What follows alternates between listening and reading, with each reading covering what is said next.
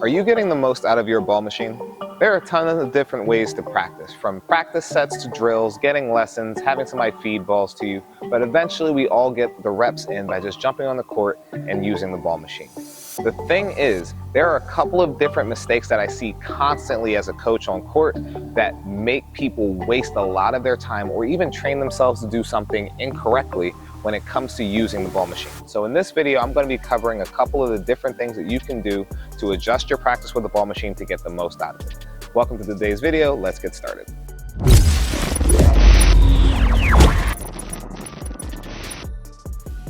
So technology with ball machines has gotten pretty advanced in terms of what's expected in most ball machines. There are some ball machines that still kind of fall a little below the level, but every ball machine for the most part will be able to do the things we cover in this video. So the things we're going to be looking at are ball frequency or rhythm, the ball speed, and the placement that we use with the ball machine. There are a couple of other things we want to cover, but the first thing we want to talk about is where are you putting your ball machine? When I say where you put in your ball machine, the thing that a lot of people mess up from the very beginning is they'll have their whole practice set with the ball machine set right in the middle of the court. Now, that's not inherently a bad thing, but if we're practicing something in terms of playing against an opponent, or if we're practicing some type of pattern or stuff, you're also telling yourself how to time the ball, how to adjust your body, and all of those things based on the ball coming from the middle. So the first mistake that we're going to try to adjust is actually put your ball machine in different places on the court based on what you want to practice. Practicing your backhand cross court versus practicing your backhand with a ball that's coming down the line to go cross court are two completely different timings. They're two completely different situations. And there's a lot of other things that we want to do with this. So if you look at the way I have this diagram set up on the court, there are three basic positions that we have the ball machine, and then there are three basic positions that we're going to have to go. And what we do is we set the ball machine up based on what we want to practice. If we want to practice redirecting the ball from one side to the middle to the other side, then the ball machine needs to be set in a place that is accurately going to allow us to practice that timing.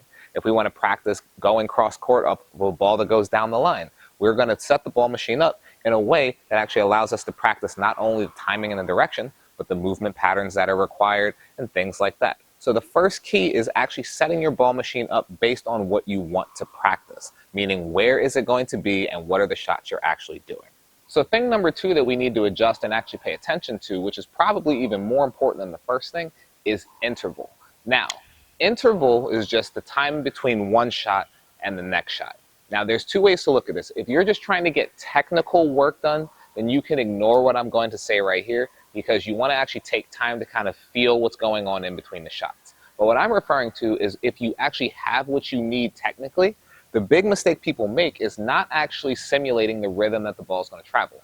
So if you look at this, if I was playing against an opponent and I hit this ball, that ball's at the curtain and I'm waiting for the next ball to come out. Me as an opponent, there's a certain rhythm of as the ball clears my opponent, I should be splitting and then getting ready for the next shot. But if you're crushing the ball, for example, and then there's this big wait and pause, your timing is going to be off. You're actually training yourself to do the shot, but not the timing, the split steps, the recovery that actually make it match specific. Now, this doesn't mean that you have to have the interval super fast. The goal is actually to have the ball come out of the ball machine at the same time that the ball that you hit is passing it. Now, you can set this up for whatever level you are. If you're not somebody that's hitting super big forehands or backhands, then you're going to slow the interval down. If you're somebody that's really competitive and hits the ball pretty fast, then you're going to actually give yourself less time because that's the rhythm that you're choosing to play at. And now, through the magic of editing, the machine has been adjusted. And now look at the difference in the realism of this rhythm.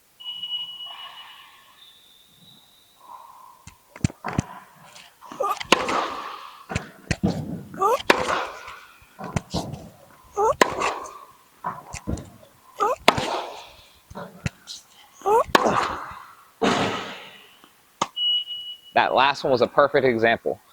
I hit the ball machine and a ball came flying out at the exact same time. So building yourself up with the rhythm that you're actually going to be asking yourself to play at is a really critical thing that a lot of people overlook. It's not something super difficult. Most machines have the ability to adjust the timing.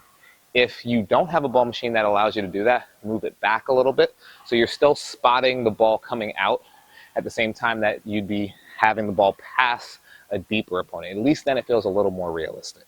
And now, while I'm a little bit out of breath, that brings a perfect segue into part 3, which is actually doing proper intervals.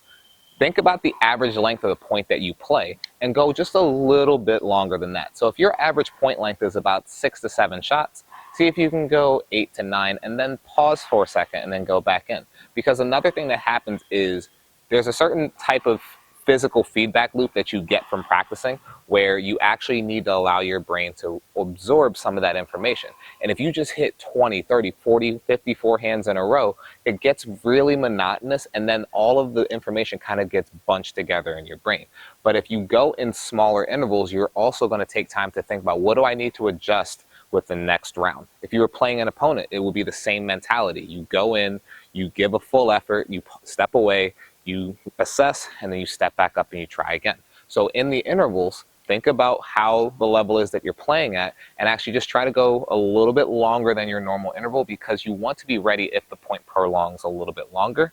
But you don't want to be sitting on the side huffing and puffing because you tried 30 forehands in a row, unless you're literally just trying to get reps in.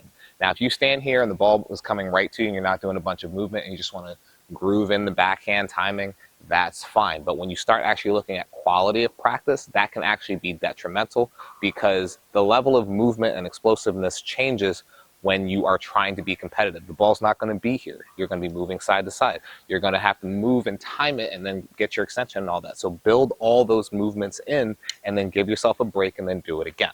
And then lastly, build in a realistic movement cycle. Most ball machines have some type of oscillation setting which allows them to target different areas. If you have a ball machine that doesn't allow you to do that, it's not a big deal. Put the ball machine target into a certain area, like we talked about with step 1, make sure it's positioned where it needs to be for you to actually practice the thing, but then build in the recovery that's needed in order to work on that thing. So let's say the ball's going to my backhand side and I want to work on backhands cross court. I'm not going to stand here and just hit backhands cross court over and over again, because I'm going to give myself a false sense of confidence. What I actually need to do, and what you should be doing, is practicing hitting that backhand cross court from this position where there's a timing, a movement to the ball, and then a recovery back to then do it again. So a lot of people I see on the ball machine, they feel like my backhand slice is so off, I need to go out and work backhand slices, which is great. You're evaluating yourself, but then I'll see them just standing there, having the ball come right where they expect it, and then they just hit backhand slices over and over again, not realizing that the reason that the backhand slice is breaking down is because they actually don't hit it well under pressure. So then when they go back to play and they start trying to move and hit it, it's just as bad as the last time they used it, and they don't understand why after all those reps of practicing it. It's movement-based tennis. Whenever we're hitting against an opponent or playing against somebody, there's a movement cycle plus a shot. And if you're out there just going through the shot portion of it, you're, again, shooting yourself in the foot and potentially taking away from quality practice and giving yourself a false sense of security and confidence. But that's going to wrap up today's video, guys. I hope it was helpful. It's a really simple thing to adjust. And again, I didn't give you guys something that you have to do. It's just different things that you can do to get more quality ball machine practice. And it's little things that most people just overlook when they're setting up the ball machine. It's very easy to just put the ball machine out, hit for an hour, and think that you got a quality practice just because you hit the shot you were thinking about practicing. But when you factor in these other little details, from timing to ball machine position to even how much you want to move or don't move, there's a lot of things that actually make your practice more realistic, more high quality, and more effective for when you try to transition from being on the practice court and on the ball machine to being in a live setting. Obviously, we didn't cover serve timing and things like that, but there's ways to do that as well. But with that, we're going to wrap up this video. I hope it was helpful. I'll see you guys in the next one. Don't forget, if you know anybody that will benefit from this, please send it off to them. But until the next time, I'll see you guys later.